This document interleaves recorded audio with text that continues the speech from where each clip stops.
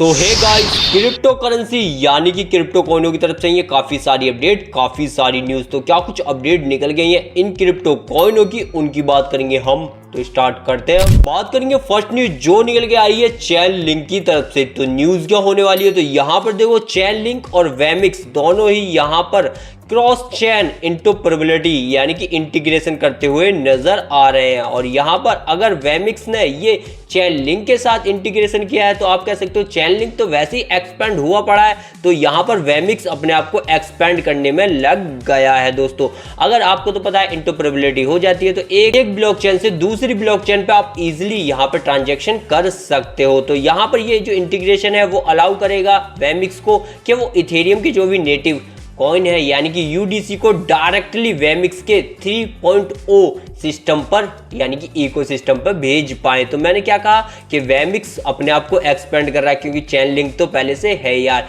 तो ये न्यूज़ चैन लिंक के लिए जितनी अच्छी है उससे कहीं ज़्यादा अच्छी ये वेमिक्स के लिए है। दोस्तों बात करूँ नेक्स्ट न्यूज़ जो निकल गई हीलियम यानी कि हीलियम मोबाइल की तरफ से। आज इस टोकन में हमें तेजी देखने को मिल रही है, लेकिन इसके पीछे की वजह आप जान लो। तो यहाँ पर देखो हीलियम को यहाँ कॉइन बेस सस्पेंड करता हुआ नजर आ रहा है इसकी ट्रेडिंग को, जो कि हीलियम मोबाइल यानी कि कह सकते हो हीलियम टोकन है। तो यहाँ पर ये टोकन अब भी भाई 15-20% भागा था और 7% तेजी में चल रहा है। तो यहाँ पर ये इसके लिए नेगेटिव न्यूज हो सकती थी, बट हीलियम के इकोसिस्टम ने इसे यहाँ पर अपोजिट ही ले डाला और ये टोकन आज भागता हुआ नजर आया। तो इस कारण यहाँ पर हीलियम में हमें तेजी भी देखने को मिली। बात करूँ नेक्स्ट न्यूज जो निकल गया डॉग कॉइन की तरफ से। मैं डॉज की बात नहीं कर रहा, डॉग की बात कर रहा हूँ। तो यहाँ पर ये कॉइन कौन सा है, तो यहाँ पे देखो डॉग बिटकॉइन ये फाइनली क्रैकन पे हो चुका है लिस्ट। तो यहां जाके आप कर सकते हो ट्रेडिंग फाइनली। और क्रैकन आप जानते हो अमेरिका का काफी बड़ा एक्सचेंज है जहां पर काफी बड़े बड़े वेल बैठे माल उठाने के लिए। इस एक्सचेंज पे अगर लिस्ट हुआ है तो काफी सारे एक्सचेंजों पे ये जल्द ही लिस्ट हो जाएगा, यानी कि बिल्कुल देरी नहीं लगाएगा। बात करूं नेक्स्ट न्यूज जो निकल गए इंजेक्टिव की तरफ से। अब इंजेक्टिव टोकन की क्या न्यूज है, तो यहाँ पर न्यूज देखो इंजेक्टिव टोकन के अंदर यहाँ पे एक नया सिस्टम अनाउंस किया गया इंजेक्टिव की तरफ से ही दोस्तों, क्योंकि इंजेक्टिव के नए सिस्टम की जरूरत थी भाई यहाँ पर। खासकर ये नया इकोसिस्टम अनाउंस होने के बाद इंजेक्टिव में भी हमें थोड़ी सी यहाँ पर तेजी यानी कि 8-10% की देखने को मिली। खास तो नहीं मिली, लेकिन कह सकते हो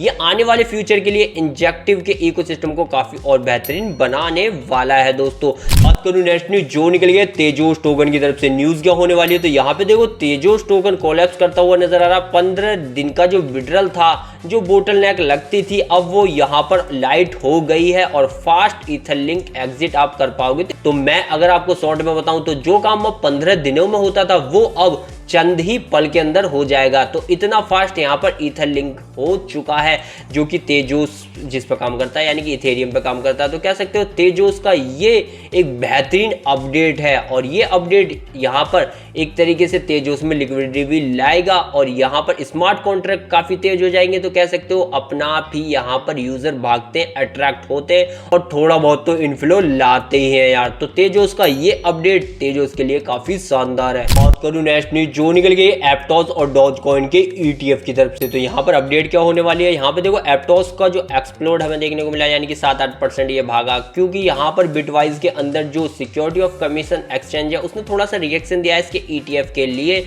और इसका जो ETF है वो इसको लगभग $7.5 तक पहुंचा सकता है, ये कहना है अभी तक।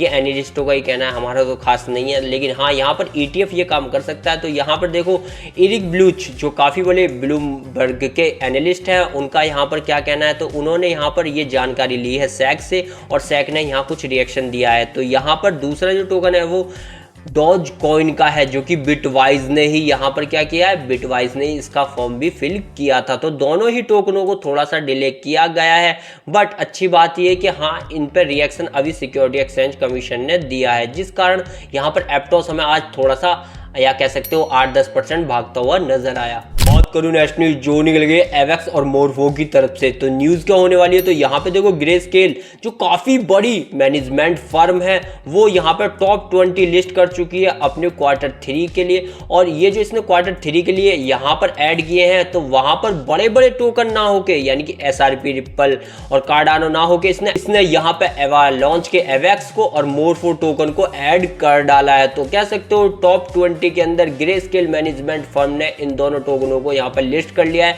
तो यहाँ पे अब बड़े इंस्टीट्यूशन का इन्फ्लो देखने को मिलेगा, क्योंकि यहाँ पर ये crypto asset manager grace firm है ना, ये भाई इन्वेस्टरों पर काम तो करती है लेकिन इंस्टीट्यूशनल इन्वेस्टरों पर खासकर। तो यहाँ कह सकते हो एवालांच के अंदर हमें हरा निशान नजर आ रहा है और मॉर्फो के अंदर भी यार।